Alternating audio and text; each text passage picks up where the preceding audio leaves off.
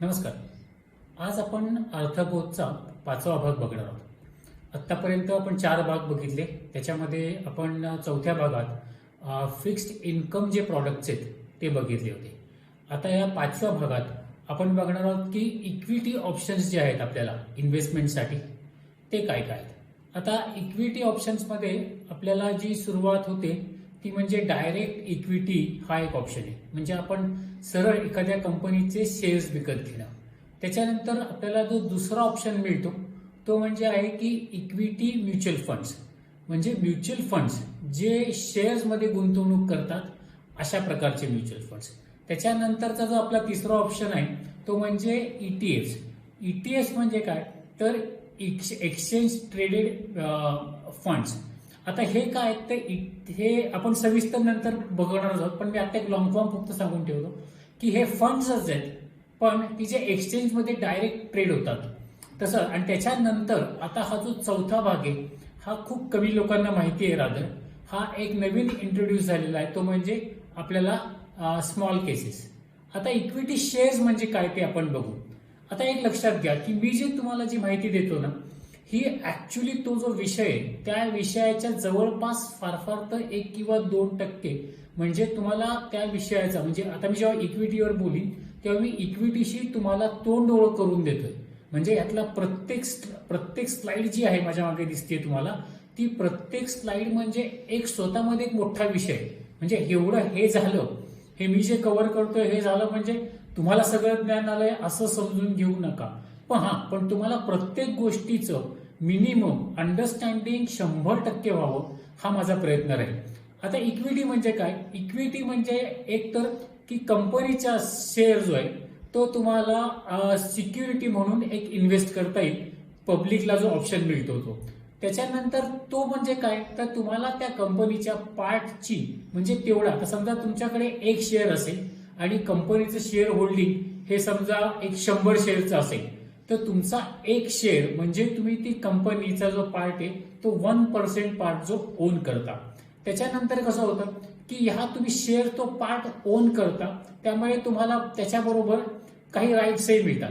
म्हणजे तुम्हाला कंपनीच्या बोर्ड मीटिंगमध्ये वोटिंग राईट्स मिळतात आणि कंपनीच्या म्हणजे सीईओची सॅलरी पासून सीईओ कोण असेल असे बरेचसे मोठे मोठे डिसिजन हे बोर्ड मीटिंगमध्ये होत असतात. त्याच्यानंतर मग आता आपण बघणार आहोत की या इक्विटीमध्ये आपण इन्व्हेस्टमेंट कशी करू शकतो. तर इन्व्हेस्टमेंट करण्यासाठी आपल्याला 2 ऑप्शन्स आहेत. एक तर जेव्हा कंपनी पब्लिक जाते म्हणजे त्याला आपण आयपीओ म्हणतो. IPO stands for Indian public offer.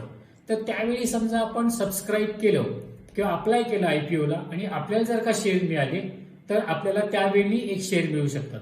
किंवा मग दुसरा वे काय तर दुसरा वे असा आहे की आपण सेकंडरी मार्केटमधून आपण त्या कंपनीचे शेअर्स जे आहेत ते आपण विकत घेऊ शकतो. आता त्याच्यानंतर ह्या आपण शेअर्स विकत घेतोय आयपीओ मधून घेतोय सगळं बरोबर. आता याच्यातनं आपल्याला पैसे कसे मिळतात तर इक्विटीमध्ये आपल्याला 2 प्रकारे पैसे मिळतात. एक तर की जेव्हा आपल्याकडे एखाद्या कंपनीचा शेअर आहे समजून धरून चला की माझ्याकडे बजाज ऑटोचा शेअर आहे आणि बजाज ऑटोनी डिव्हिडंड डिक्लेअर केला तर मला त्यांना जो समजा कंपनीला नफा जो होतो आणि तो नफा त्यांनी ठरवलं की आपण शेअर होल्डर्समध्ये काही प्रमाणात डिस्ट्रीब्यूट करायचा आहे. तर कंपनी अशा वेळी एक डिव्हिडंड डिक्लेअर करते.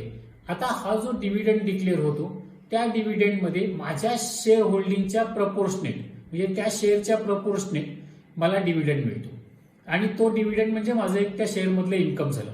दुसऱ्या प्रकारचं इन्कम कसं होतं की जेव्हा आता समजा असं झालं की बजाज ऑटोचा शेअर मी एक 15 वर्षापूर्वी काहीतरी एक्स प्राइसला विकत घेतला होता आणि आता त्या प्राइसच्या शेअरची किंमत ही काहीतरी 2x 3x काहीतरी झाली असेल. तर आता मी जेव्हा तो शेअर विकतो त्यावेळी मला जो मुद्दलमध्ये नफा झालेला आहे म्हणजे मी घेतलेली किंमत आणि माझ्या विकलेली किंमत ह्याच्या मधला जो फरक आहे ते त्याच्यापासून एक मला उत्पन्न होतं. त्याच्यानंतर आता आपण बघणार आहोत की मग शेअर सिलेक्ट कसे होतात. तर शेअरचं जे आहे ना की समजा आता एखाद्या कंपनीचा शेअर ची व्हॅल्यू 100 असताना तो विकत घेणं बरोबर का 500 असताना तो विकत घेणं बरोबर का 50 असताना तो विकत घेणं बरोबर. तर याच्यासाठी काही ढोबळ असे जे आहेत ते रेशोज वापरले जातात. त्याच्यामध्ये काही रेशोज जे आहेत मी तुम्हाला फक्त तोंड करून देतोय. हा विषय मी इथे घेत नाहीये की शेअर कसा सिलेक्ट करावा किंवा शॉर्टलिस्ट कसा करावा. तर जे रेशोज आहेत की जे कॉमन टर्मिनॉलॉजीमध्ये वापरले जातात त्याच्यामध्ये पीई रेशो आहे, तो म्हणजे प्राइस टू अर्निंग रेशो. म्हणजे एक प्राइस त्या शेअरच्या प्राइसच्या कम्पेअर टू त्या शेअरच्या प्रपोर्शनेटमध्ये अर्निंग किती होतंय ना, तो आपल्याला प्राइस टू अर्निंग रेशो कळतो. पीबी रेशो आहे दुसरा, तो price to book value ratio. म्हणजे समजा त्या कंपनीच्या मार्केटमध्ये जेवढे शेअर्स आहेत आणि त्याची आज मार्केट व्हॅल्यू त्याच्या किती मल्टिपलमध्ये त्या कंपनीची मार्केट व्हॅल्यू होते. म्हणजे समजा आज कंपनी एखादी डिझॉल्व्ह करायची झाली आणि बंद करायची झाली आणि सगळे असेट सगळे विकून वगैरे झालेलं असेट लायबिलिटी करून, तर तुम्हाला किती पैसे मिळू शकतात, तो पीबी रेशो. त्याच्यानंतर मग तुमचा डेट टू इक्विटी रेशो. म्हणजे शेअर घेताना बघितलं होतं की एखादा बिझनेस आपण विकत घेतोय पण त्या बिझनेसवर किती कर्ज आहे आजच्या प्राइस प्रमाणे, तर तो तुम्हाला डेट टू इक्विटी रेशो मधून कळतो. त्याच्यानंतर फ्री कॅश फ्लो रेशो वापरला जातो. त्याच्यानंतर पीईजी रेशो वापरला जातो. असे बरेच रेशो आहेत आणि प्रत्येकाचा सिलेक्ट करण्याचा जो शेअर शॉर्टलिस्ट करण्याचा जो अप्रोच आहे तो टॉप टू बॉटम आहे का बॉटम टू टॉप आहे त्याच्याप्रमाणे पण व्हेरी होतो. त्याच्यानंतर शेअरच्या प्राइस आहेत ह्या अशा फिक्स असतात का की आज 100 आहे म्हणजे पुढच्या वर्षी 150 असेल मग 200 असेल, तर नाही. शेअरच्या प्राइस आहेत त्या मार्केट कंडिशन प्रमाणे, त्याच्यानंतर त्या शेअरच्या परफॉर्मन्स प्रमाणे ह्या कंटिन्युअस वर खाली जात असतात. म्हणजे कुठल्याही कंपनीच्या शेअरची प्राइस आहे ही रोज बदलत असते, त्यामुळे शेअरची प्राइस ही फिक्स नसते. त्याच्यानंतरचा जो ऑप्शन आहे आपला इक्विटीमध्ये इन्व्हेस्ट करण्याचा, तो आहे इक्विटी म्युच्युअल फंड. आता इक्विटी म्युच्युअल फंड म्हणजे काय? इक्विटी म्युच्युअल फंड म्हणजे ज्याच्यात प्रिन्सिपली तो म्युच्युअल फंड काय करतो, तो शेअर्स आणि इक्विटी रिलेटेड प्रॉडक्टमध्ये इन्व्हेस्ट करतो. आता म्युच्युअल फंड म्हणजे काय होतं की एक शेअर एक म्युच्युअल फंड म्हणजे त्याच्यामध्ये एक बास्केट किंवा एक पूल ऑफ शेअर्स असतात मल्टिपल कंपनीजचे. म्हणजे समजा मी एखाद्या म्युच्युअल फंडची स्कीम धरली तर त्यांच्याकडे 5 ते 50 पर्यंत शेअर्स जे ते वेगवेगळ्या कंपनीजचे असतील. त्यामुळे त्याला आपण म्हणतात की डायव्हर्सिफिकेशन हा जो पार्ट आहे हा तो म्युच्युअल फंडमध्ये नॅचरली घडलेला असतो, कारण तो एक शेअर नाहीये, तो तुमचा बास्केट आहे ऑफ डिफरंट सेक्टर्स मधल्या वेगवेगळ्या कंपनीचा.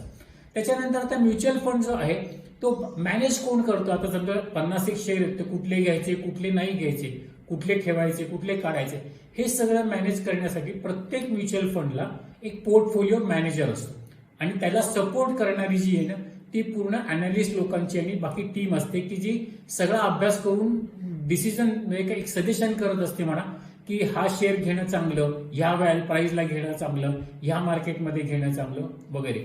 त्याच्यानंतर आता आपण म्युच्युअल फंड जे ते आपण कसे विकत घेऊ शकतो, तर जसा शेअरचा आयपीओ असतो तसा म्युच्युअल फंडचा एनएफओ असतो.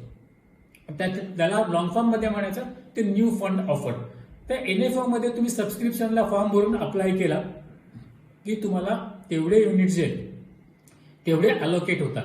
शेअर्सच्या आयपीओ मध्ये तुम्ही अप्लाय केलेले शेअर्स आणि तुम्हाला मिळालेले शेअर्स नंबरनी सेम असतील अशी खात्री नाही, कारण तिथे ते सगळं डिमांड सप्लाय गॅपवर चालतं.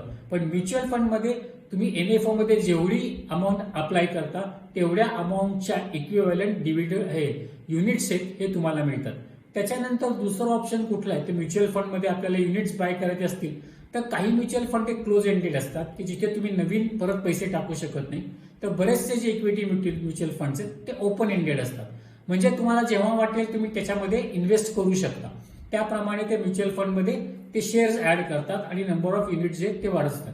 आता म्युच्युअल फंडची किंमत ही कशी ठरते, तर म्युच्युअल फंडची किंमत ही रोज संध्याकाळी मार्केट संपल्यानंतर त्यांच्याकडे असलेले शेअर्स, तर म्युच्युअल फंडचा एक्सपेन्सेस हे सगळं धरून त्या एनएबी त्या म्युच्युअल फंडची रोज ठरत असते.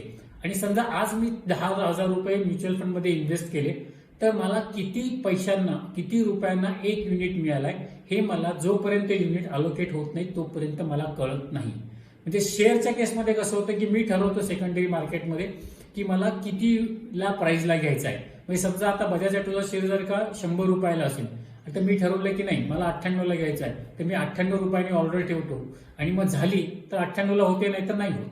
पण म्युच्युअल फंडच्या बाबतीत युनिटच्या बाबतीत असं घडत नाही. परत दुसरी एक महत्वाची समजून घेण्यासारखी गोष्ट की म्युच्युअल फंडची जी मॅनेजमेंट जे हे सगळं होतं की युनिट मॅनेज होतात, बाय होतं, सेल होतो, रिसर्च होतो, तुमचा पोर्टफोलिओ मॅनेजर, या सगळ्यांचे जे एक्सपेन्सेस आहेत हे म्युच्युअल फंडमध्ये युनिट्स प्रमाणे इक्वली शेअर केले जातात. त्यामुळे म्युच्युअल फंडला मेंटेनन्स कॉस्ट ही असते. त्याच्यानंतरचा जो ऑप्शन आहे आपला तो ETF. आता ETF म्हणजे काय, तर ETF आपण परत एका पुढच्या व्हिडिओमध्ये पण घेणार आहोत, म्हणजे एक्सचेंज ट्रेडेड फंड. आता हे फंड्स कसे असतात, तर हे फंड्स काही वेळा सेक्टरला अलोकेटेड असतात, काही वेळेला मार्केटला अलोकेटेड असतात. म्हणजे हे खरं तर हे म्युच्युअल फंडच आहेत. म्हणजे एका ETF मध्ये एक शेअर असतो का, तर नाही. एका ETF मध्ये अंडरलाईन एकापेक्षा जास्त शेअर्सचा बास्केट असते ती पण. फक्त म्युच्युअल फंडचे तुमचे ETF जे आहेत तुमचे हे तुमचे पॅसिव्हली मॅनेज केलेले असतात. म्हणजे त्याला रोजच्या रोज कोणी फंड मॅनेजर बायसेल करायचा प्रश्न होत नाही. एखादा इंडेक्स जर का धरला की समजा निफ्टी प्रमाणे जर का म्युच्युअल फंड असेल, तर त्या निफ्टीला मध्ये जो प्रपोर्शनेट आहे तोच प्रपोर्शनेट त्या म्युच्युअल फंडमध्ये ETF मध्ये घडतो. त्याच्यानंतर मॉनिटरी गेन जो आहे तो म्युच्युअल फंड ETF मध्ये सुद्धा बऱ्यापैकी शेअर्स आणि याच्यासारखाच होतो की तुम्हाला डिव्हिडंड मिळतं आणि तुम्हाला कॅपिटल गेन मिळतो.